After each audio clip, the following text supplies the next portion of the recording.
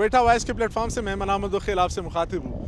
بلوچستان کو سرسبز بنانے کے لیے ترقی فاؤنڈیشن اور حکومت بلوچستان کی جانب سے اس وقت ضلع پشین میں بند خوش دل خان میں 70,000 کے قریب درخت لگائے جا رہے ہیں۔ اس وقت میرے ساتھ سی او ترقی فاؤنڈیشن موجود ہے۔ سر بہت شکریہ ٹائم دینے کا۔ آپ کا بہت بہت شکریہ۔ سب سے پہلے یہ بتائیں ان درختوں کے لگانے کا مقصد کیا ہے، آئیڈیا کیسے ہے آپ کو؟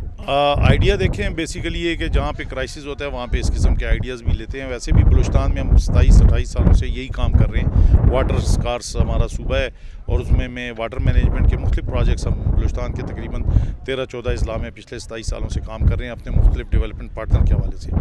یہ آئیڈیا جیسے کووڈ-19 کا جو ہے نا یہ اثرات شروع ہوئے اور یہاں پہ بے روزگاری شروع ہوئی تو ہمارے ایک اور ڈیولپمنٹ پارٹنرز ہیں یونائٹڈ نیشن ڈیولپمنٹ پروگرام، ان سے ہم نے ریکویسٹ کی اور ان یہ گرین کلین جابس کے حوالے سے کہ اگر ہم پلانٹیشن کریں ٹری پلانٹیشن اور اس کو کیش فار ورک کے ساتھ لنک کریں اور پھر گورنمنٹ آف پاکستان کا اپنا بھی ایک مینڈیٹ ہے 10 بلین سونامی ٹری پلانٹیشن کا، تو اس سلسلے میں ہم UNDP فارسٹ ڈپارٹمنٹ اور ترقی فاؤنڈیشن نے مل کر یہ انیشیٹو لیا، جس میں ایک تو سائٹ یہ ہے جہاں پر آپ دیکھ رہے ہیں بند خوش دل خان، اس کی اپنی ایک تاریخی اہمیت ہے اور یہ کئی 200 سال پرانا یہ ڈیم یہاں پہ آپ کو نظر آ رہا ہے۔ یہاں پہ تقریباً 35,000 کے قریب ہم نے درخت لگائے اور اس میں تقریباً پھر دوسری وادی ہے مسلخ کوئٹہ سے 30 کلومیٹر کے دور، وہ اس سے بھی بڑی ہے، اس میں بھی تقریباً 35-40 ہزار کے قریب ہمارے درخت لگ چکے ہیں۔ اس کے علاوہ کوئٹہ کے مختلف حصوں میں اسکولوں میں کالجز میں یونیورسٹیز میں جو ہے نا یہ پلانٹیشن ہم کر رہے ہیں اور اب یہ پلانٹیشن کیمپین کو ہم ایک اور سطح پہ لے کر جا رہے ہیں جسے ہم لنک کر رہے ہیں ورلڈ انوائرمنٹ ڈے سے 5 جون کو جو